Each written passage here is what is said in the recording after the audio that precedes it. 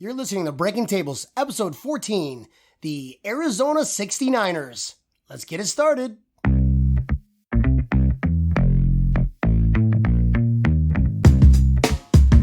This is Brian. This is Mark. Welcome back, guys. Another victory. Mark, guess what? We're still number one in the AFC East, sitting pretty at 8-3.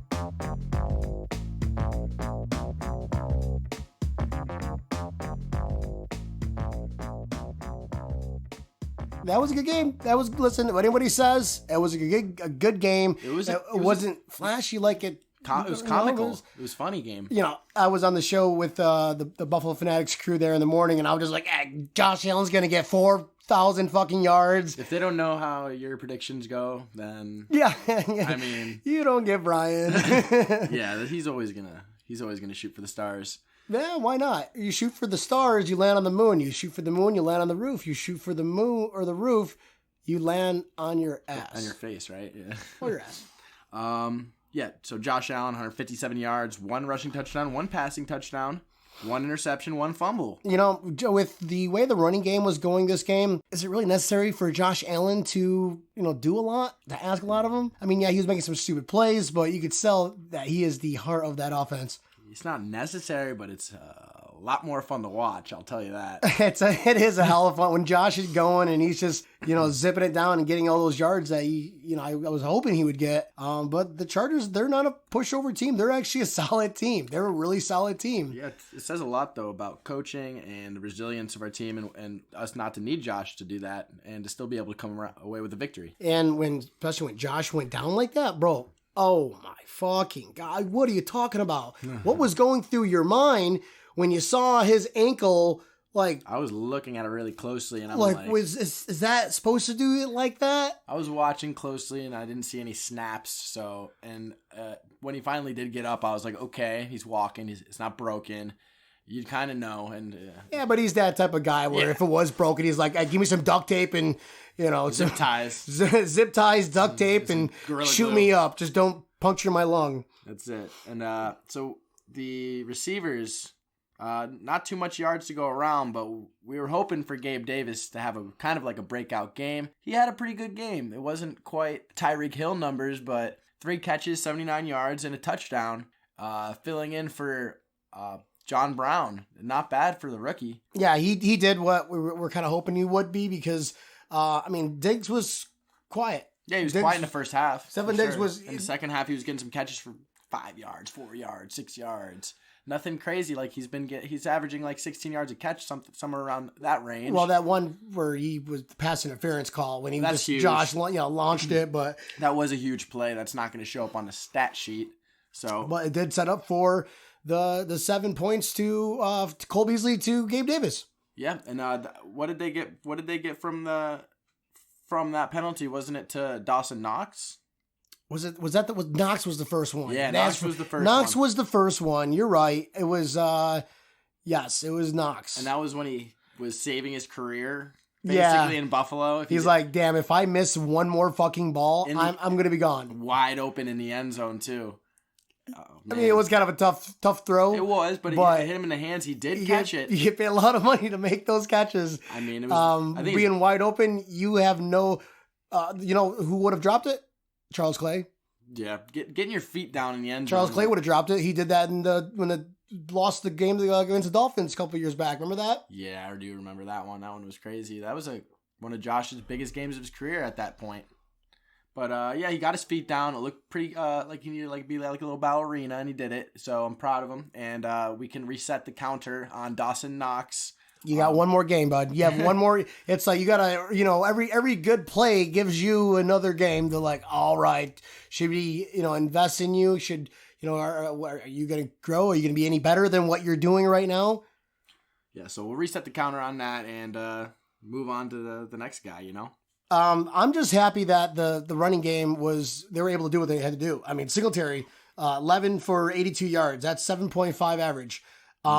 I'll take that all fucking day. Yeah. If it means Josh Allen is not going to get his 300, 400 yards, all right, fine. As long as we get a W. If we get a W and the whole team is playing, the defense is playing the way that they're playing all day, all fucking day. Yeah, I mean, Jim Kelly, he wasn't really the most prolific passing yardage guy in the world, but he always came away with the W. He was a great quarterback. He got good yards, but sometimes he didn't have huge games. Well, you had Thurman Thomas to rely on. You need a Thurman Thomas, another key piece, you know? He was just a big win quarterback. He always was a winner, you know? Zach Moss came to play too. I mean, 9 for 59 yards. Yeah, the running backs were averaging almost about 7 yards a carry. That's pretty efficient for a running back squad with what, 140 total, I think, between just Singletary and Moss. And then if you want to throw in Josh Allen, he had another 30 yards on top of that. It was like 180 yards rushing. Yeah. 175 yards rushing. We haven't had that all year. So that probably the biggest rushing.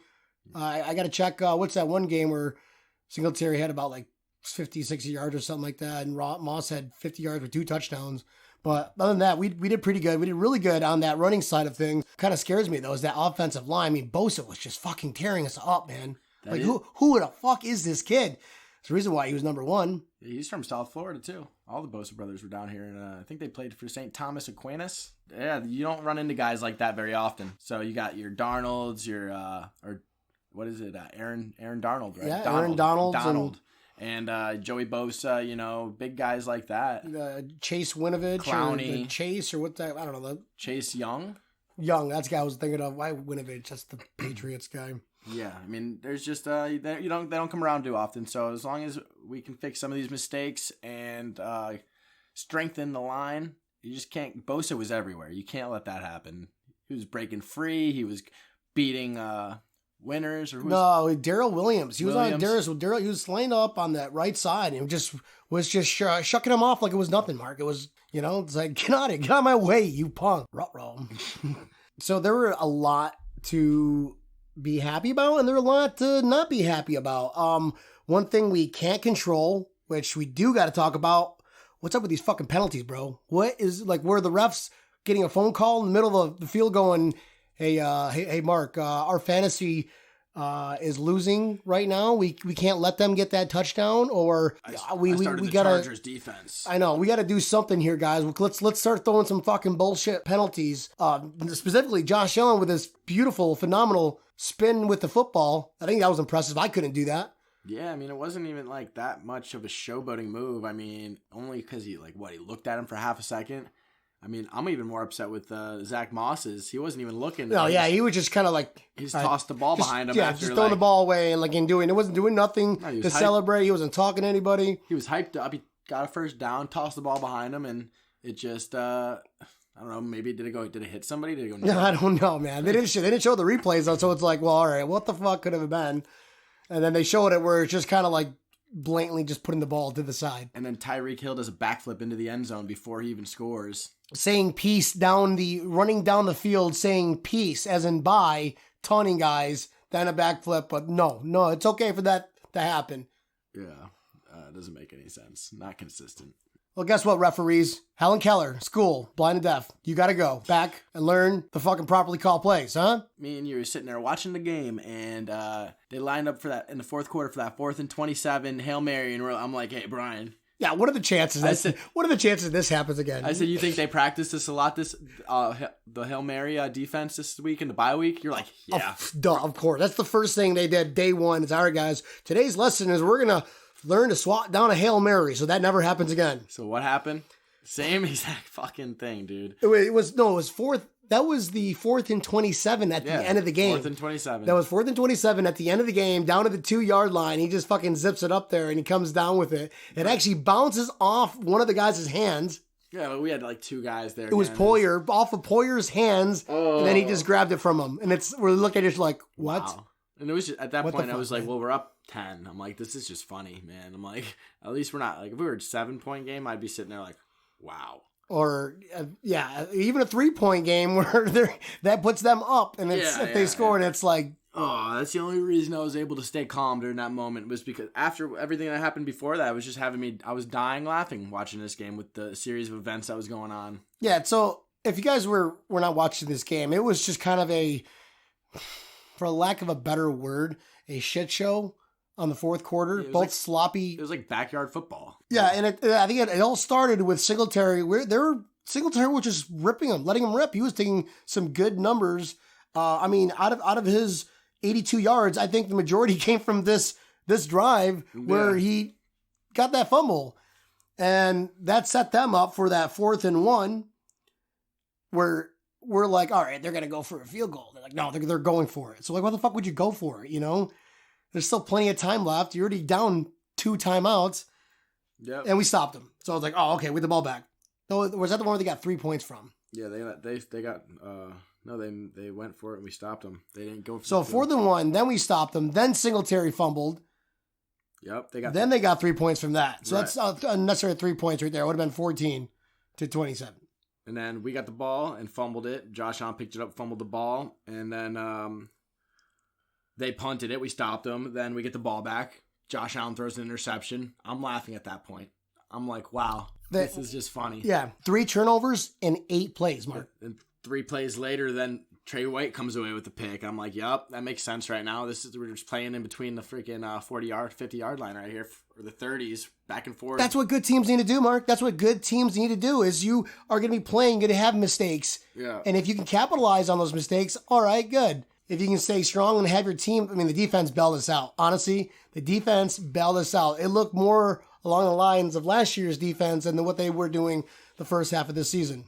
Yeah, the defense definitely bailed us out a bit there, and then we were able to get a field goal out of all that whole mess of crap. They got a field goal, we got a field goal, we stayed in the game, and it didn't turn into 7, and it was 3 turnovers. I mean, come on. AJ Klein has been playing some lights out football lately, and I know we're kind of busting his chops a few times this year, and he's just coming out and he's showing the NFL and Bills Mafia that he can still play. He's definitely important out there right now. Sack. We've been beat up. 1.5 sacks. He had 10 tackles. He had 4 assists on. So he was all over the place. He was a big part of that defense. Yeah, man. Without him right now, we're running pretty thin. We want to get healthy here coming down the home stretch with Milano, Edmonds. You want to have Klein healthy. Our secondary's been beat up. We want to get Norman and Trey White, Hyde. Well, Milano should be back for the game coming up next week. We play the Arizona 69ers. If you don't know what we're talking about, the 49ers game got moved from San Francisco, but we'll kind of dabble that here in a bit. One thing I do want to bring up, though, if it wasn't for Anthony Lynn fucking up in the 4th quarter, it would have been a lot closer than 10 points. Yeah, that Hail Mary might have hurt a little bit more there. And it's just like, what was going through his mind? He had no timeouts left. He's on the 2-yard line. He goes for a 1-yard run. No timeouts. And then 2 incompletions were in a row. And then the last play, Sherbert's just fucking confused. And he goes right down into a wall and just gets fucking leveled. Yeah, that's crazy to me. There's 3 seconds left in the game. They, audibled. Herbert moved up and they hiked the ball immediately as soon as he got under center and ran into a wall. Just bang. Made no sense. To end the game with 3 seconds left, he's got 10. He's got a bright future, and plays like that is what's going to get hurt, and you lose your job instantaneously. You need a good coach there. You need good coaching play calls there. I mean, why would you run the ball with 3 seconds left to even try to get 7 with your franchise quarterback when you can't even win the game with 3 seconds left? You're down 2 scores. He honestly had no respect for our defense. That's why he was going 4th and 1, and he had no respect for his own special teams. Yeah, he didn't trust his kicker. And then when it comes down to it and he needs him, he expects him to come out there and kick the ball. Reminds us now they're bringing Tua back to play for the Dolphins. Like, oh, you benched me. Now your guy's hurt or whatever the hell's going on in there in Miami with Tua's broken thumb, this, that, his ankle, his hip, or his skills, whatever the heck hell it is. I was going to say vagina, but I probably shouldn't say vagina. But his vagina probably hurts. So I'm just going to go ahead and say it. Vagina, vagina, vagina. Tua's vagina. Hurts. Yeah. So now they are expecting Fitzpatrick to come and play. Like what? You just benched me, bro. Yeah, what are you trying to do, man? It's like, oh, now you want me to play again. Yeah. I got it. Mm-hmm. Well, that's what happened last game. He's going to keep that up. Well, I'm just happy to see that at the end of the day, Chargers, a high-powered offense, only scored 17 points, Mark. That's it. 17 points. Yep, we can handle that. If I told you before we even watched this game that the Chargers are only going to score 17 points, you'd probably be like, there's Brian with his crazy predictions. I thought they were going to get like 10. Okay, 17? Okay. within my realm, okay? Yeah, and you wouldn't expect that to be even close. No. Normally it's like, okay, it's a shootout, 44-41. Or like 35 to like 28 or 23 to fucking... This was the game where, they had all this extra rest. They should have came out and put a signature victory up on this. And I don't think that... Well, it's either the Chargers are really that fucking good of a team, which you could make an argument for that, or there's something that we're still lacking. If the defense doesn't step up on a day where Josh doesn't have a good day, we're going to lose that game. So they stepped up today and were able to cover his ass because 27 points we scored isn't going to get us a win in most of these games. Because other teams are scoring a lot more than that, and their defenses are a lot better than the Chargers' defense. Yeah, I totally agree. Well, that's enough of that horse shit game. We're still number one in our division. I'll take that any day of the week. The Dolphins are right behind us, even though they played teams like the Jets, and now they play the Bengals next week. So whatever. They're playing these garbage teams, and that's why when it gets towards the end of the season, they're gonna find out really quick that they don't belong in the playoffs. So I don't even want to hear their name if they still stick up and with us and up in that category of who's gonna win the AFC East. Don't even put us in the same fucking sentence. Don't put them in the same sentence. That's all I gotta say because that's bullshit. All right, so we're going to come back at you guys with our weekly NFL recap. So to start it off is Saints versus Broncos. This one was another funny one, I must say. 31 to the Broncos 3. Saints. What? Won. Yeah. And so that's the same. You're basically telling me that's the same exact score. Doesn't Denver didn't have any quarterbacks at all? Yeah, they're on their fourth string. They're practice squad. Practice backup. Wake Forest QB. Their wide receiver. That's the same amount of points as Tom Brady, who is potentially the best of all time, had too. So that means that the Saints must be fucking pretty good. The Broncos had one completion. One completion. That is embarrassing. 9 yards. That's something like Tua numbers, bro. Versus Taysom Hill, a tight end. He had, I don't know, like 9 completions for like 80 yards or something like that. Nah. 1 interception. Wake Forest guy from on the Broncos got 2 interceptions on 9 attempts. It was definitely a strange game, I would say. You got a wide receiver playing quarterback and a tight end playing athlete playing quarterback. And you can be any position you want. All you have to be is an athlete these days. Yeah, and they just destroyed them. This is the same team that, minus the one position as a QB that beat the Dolphins last week, so I'm happy for that one. Yeah, so enough about that game. Next game, we got the Titans versus the Colts. I was surprised about this. Can this actually, being that the Titans beat the Colts 45-26, Mark, this pushes us down to number 4 in the AFC if the playoffs started today. Right. Yeah, that's a tricky one there with the tiebreaker from the Titans game. We have a lot of tiebreakers going for us, but definitely not that one. Yeah, we needed it. And then you also have the whole thing with the COVID thing going around, and they're saying that now Steelers might not even get their first round bye if they continue, if the playoffs started. They would have to miss out just because they have to make up a game.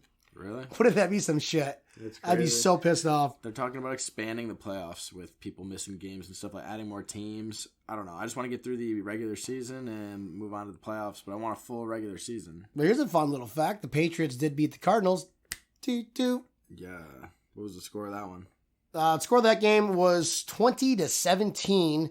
The Patriots beat the Cardinals, and I think it's after that whole Hail Murray bullshit. They're on a losing streak. He used up all his miracles. You used all your miracles up for one game. Jeez. Imagine they just lose out the rest of the season. They're always after me, Lucky Charms. You used up all your mana HP power. You can't level up until you reset. Yeah, he used all his freaking marshmallow magic from his pot of gold from his Lucky Charms box. If Kyler Murray was a Super Mario brother, he'd be the one like eating like the mushroom and getting larger. Like, look what I can do. And then like you shrink back down. It's like you can't go back to big size again. You hit him twice and he shrinks back down. Little fella, he's all small. He's throwing fireballs and shit when he's big. I'm just happy to see that Patriots beating the Cardinals. That helps us for our strength of victory of on our if we ever get down to a tiebreaker playoff scenario. Moving on, you watched this game, I know. Yeah, Kansas City, the Buccaneers, 27-24. KC comes out on top. This game came down to really just 2 names here. Patrick Mahomes to Tyreek Hill. He had 269 yards, 3 touchdowns. In the first half, he had 200 yards, dude. Crazy. God damn, dude. Yeah. What's the record was, Lee Evans, I think, by like 2 yards for 1 quarter, the most in 1 quarter. It was like 209 or something like that. It's insane. That's just, yeah, anything over 100 is insane. Anything over fucking 50 is a good quarter. Yeah, 50 is a great quarter. Yeah. If you can keep that up all game, that's a huge game. But 200, he was on pace at one point for 1,000 yards in the game. Jesus Christ. Imagine that. Imagine it's just like they're... I just figured I thought he might break the record after the first quarter, man. I mean, 206, 7 yards, whatever. Well, I gotta get to a point where it's like, all right, man, let's give him a break because this is only the regular season.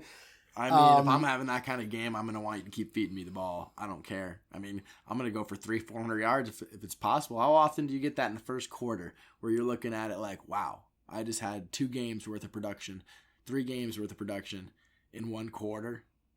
Yeah, some of these guys are not getting that, will not get that this year. Yeah. I mean, it takes a while. Hey, Zay Jones, how you doing there, bud? Can you get that this year? He probably has at the most that.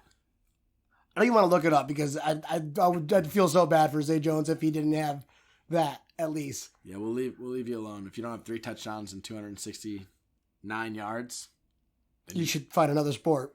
Moving on to the Raiders versus Falcons. Now, I found this one fucking weird because I had Raiders pick to win this one all day.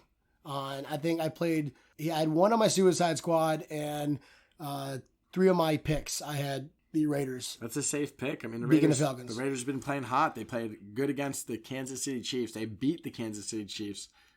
And the Falcons destroyed them 43-6. Yeah, that's insane. The Falcons, that just shows the potential the Falcons have. I mean, they did have 5 field goals, and it wasn't one of the best number games for like Matt Ryan in the offense, but it's just insane, man.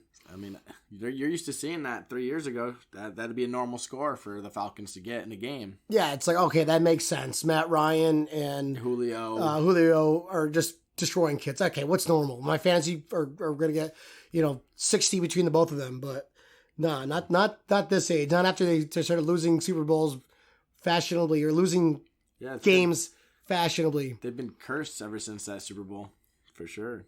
But good on them. They're not going down without a fight. I know that they're going to be rebuilding next couple years. Who knows if Ryan's going to stay there or not?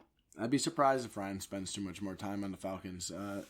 I really don't. With all these athletic quarterbacks that's coming out of college nowadays, you really don't have a good shelf life in the NFL anymore. Yeah, especially if they're going to have a pick that high up, they might be able to work something. So that's probably why they're trying to win some games real quick. If they win enough games, Matt Ryan keeps his job. If they have a chance to pick up a new quarterback, they're probably going to take a new quarterback.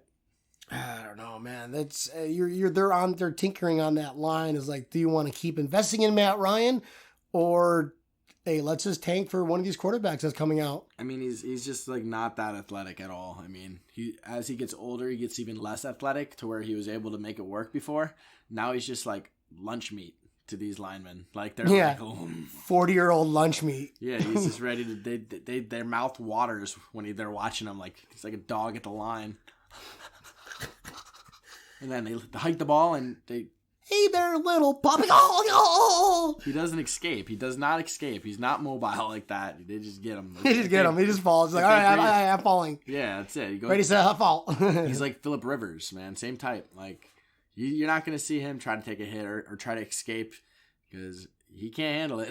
So that's a surprise to see that one. Another one, the Cowboys over Thanksgiving losing to the Washington, which, good on Alex Smith, but another game where I had the Cowboys gotta come away with, on paper, they're 10 times better than Washington. That's the division right there too, man. I know. And every time you win a game, you're moving up 3 spots. Are they tied for third now? I think they might be tied for first. I think Washington has first, believe it or not. Yeah, Washington. Yeah, Washington's tied for first, I think, with the Giants. Right now, they're like that's like right. 4-8. Yep. Oh my. Well, that the whole division is a complete shit show. I love it. I love it. I know. It makes me like. Yeah, I love watching it. It's just, I feel good having the Jets in our division. It's interesting with those guys over there. It's just hilarious. The Packers. Packers versus the Bears. Packers 41, Bears 25. You kind of expect to see that at this point. The Bears weren't going to make it as far as their record was. They were like 5-1 early in the year. 2 crap quarterbacks. Foles always hurt, and their little pet project, Trubinsky, he's gone. They're just got to reshuffle, and they got to be looking for quarterbacks. They can't be sticking with all these guys, all these has-beens that maybe one time they won a game or two, but not anymore. They're not. Yeah, their defense is just way too good to be wasting. It's like the Bills recently, except our offense was never as bad as the Bears. Would you trade for Khalil Mack right now? If we could afford it, and he's from Buffalo, so I'm sure he'd like to play here, and I wouldn't mind having a monster on the line. So if there's a way that made sense for us to get him, hell yeah, I'm in. Make it happen, McWizard. But we wasted some great years with our defense recently when we didn't have our offense together, and it's like what the Bears are doing because their defense is killing it over there, and they just can't get 15 points on the board, 16 points on the board. Man, it's poor Bears. Poor Bears. Mm-hmm. Well, fuck them all anyways because they're not in the AFC, and specifically they're not the Buffalo Bills. So moving on to Ravens versus Steelers. Game still hasn't played yet. Nope. Fuck, everybody's having COVID issues. They're closed down the practice facility again today. They pushed the game from Tuesday down to Wednesday. Wasn't it on Thursday to Sunday? Then from Sunday Thursday to Tuesday, Sunday, Sunday Tuesday, to Tuesday, yeah. And Tuesday to Wednesday, and then give them a little more time. Why don't you? They can play on Christmas. It's going to be interesting to see what happens because that's going to push back these other games that's happening. Think about that. Yeah, a little domino effect with a couple games there. Hopefully they sort it out because... I just hope we don't get fucked over like we did with Tennessee, though. Yeah. Because we got fucked over multiple times. I'm going to blame why we went on that losing streak. When they changed our schedule with them, played them on like a Wednesday or Tuesday? Yeah, played Titans on a Tuesday and then turned around and played the Chiefs on a Sunday. Yeah. And it's like, well, they had a full week, but it would have been the opposite way around. But no, it's... Did we play Chiefs on Monday night? Monday night, I meant to say, yeah. Yeah. But still, though, they still had that extra day to rest. Extra 2 days to rest, 3 days. Figure it out, NFL. Figure it out, NFL. Because we're done with it. There's vaccines being shipped. All right, we got... No more excuses. Yeah, figure that shit out. I'm done hearing about it. I'm just going to put my head down and work. That's it. So we got the 49ers versus the Rams. Yeah, this is another surprise game. Yeah. Bro. I don't see I didn't see the Rams. So I lost 3 games right here where it's like, how the fuck did I lose those games? And sure enough, the 49ers beat the Rams 23-20. Yeah, never expect the 49ers. The 49ers probably getting used to playing with each other with the new quarterback, the new Mullins. Tight end, and they're able to squeak by on a victory here. Is it Mullins or Mullets? If you had a mullet, it'd definitely be Mullets. Let's call them Mullets. Mullets. Mullets for 2. Nick Mullets. Nick Mullets. Sounds cool. It's got a catch. Yeah, that's a good name. I'm down for that. Nick Mullets to Debo Samuel. That's all they have. And Mozart. Mostert. Mustard. Mozart. They got Mustard and Mullet. Mullet passing off the Mustard for 3 yards. And sacked by... Who even gets sacks on the Bills? AJ Klein? That's the thing nowadays, Poyer. Yeah, Poyer. Haven't heard Ed Oliver's name all fucking season. Can't say him. We need Khalil Mack.